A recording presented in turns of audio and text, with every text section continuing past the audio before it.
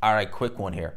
Anthony Joshua has released a post on his Instagram story where it looks like he may be teasing a potential fight that he's maybe getting ready for that or is potentially in discussions. Now, obviously, Anthony Joshua only fought a couple of weeks ago. He fought Francis Ngannou, 2-round demolition job.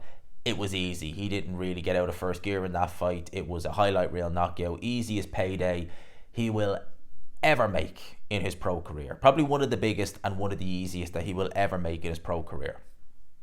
So with that, the question is what is he going to do next and when is he going to be out again? Realistically, Joshua could fight tonight if he wanted to, because he took virtually no punishment at all in that Ngannou fight.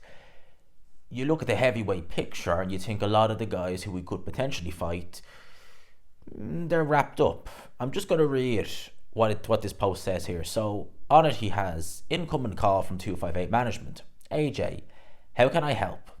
258 management, they want you to fight X. Who X is, we don't know. AJ, I will get ready. So it looks to me as though AJ, fight is potentially there. When, we don't know. I would imagine it's not likely to be until the summer. And when I say summer, I'm probably talking late summer, July or August. That's kind of when I imagine. I would also imagine with Joshua, he's primarily going to be basing himself out of Saudi in terms of fight nights. And I think that with Fury, Usyk, and maybe a lot of these guys, maybe a lot of the top heavyweights, Saudi may be the place where they base a lot of their fights out of moving forward. Certainly for the foreseeable future. There might be, a fight that, Joshua could take in, whenever, maybe against someone, I'm not saying this is the case, but maybe against someone like a Dylan White, where they maybe would run it in the UK, just, because, why not? But I would imagine for big fights, it's going to primarily be Saudi for the likes of Fury, Joshua, Alexander Usyk, those types. But you look at the heavyweight scene, and when Joshua was saying they want you to fight X, it's like, well, who is X? You look at the heavyweight picture, and you see the June the 1st card, you see we're talking about Fury Usyk, because they're obviously fighting in May. The June the 1st card, Hrgovic is apparently going to be fighting Dubois, so it's not going to be either of those guys.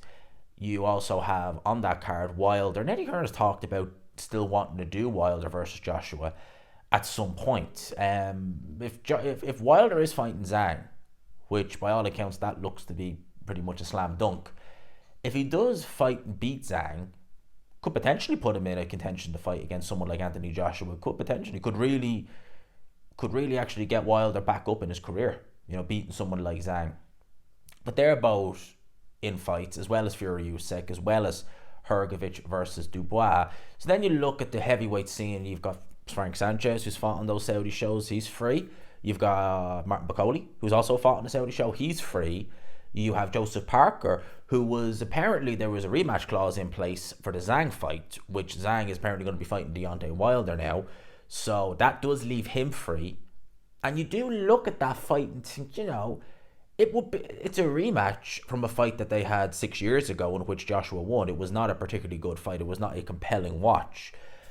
But 6 years later, could be interesting. I definitely think Parker has improved since that Joshua fight. Definitely. I mean, he's looking under Andy Lee, looking a lot more comfy in there. So that fight could be interesting. And Joseph Parker is, on the crest of a wave lately. I mean, a win over Wilder and then Zhang back to back is pretty damn good. It really is. It's pretty damn good. He is only 32 years old.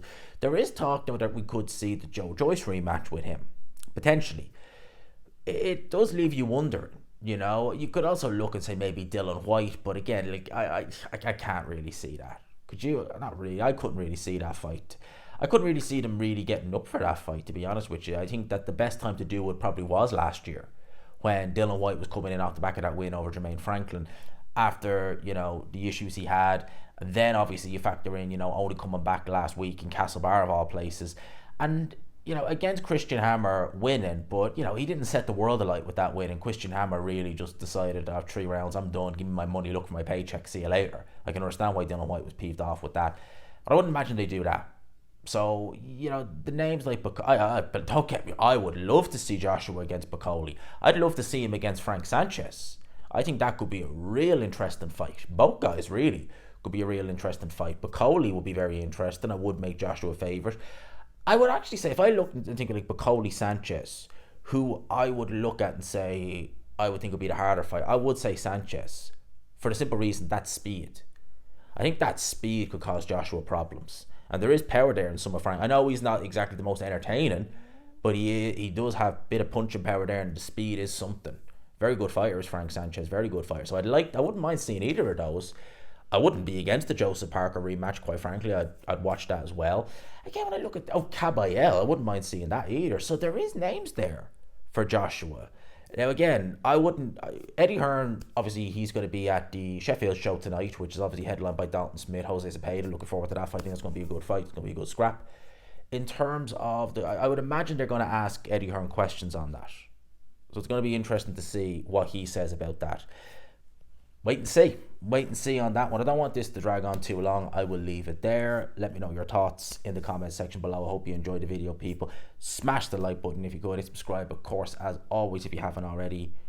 I'll leave it there. Peace.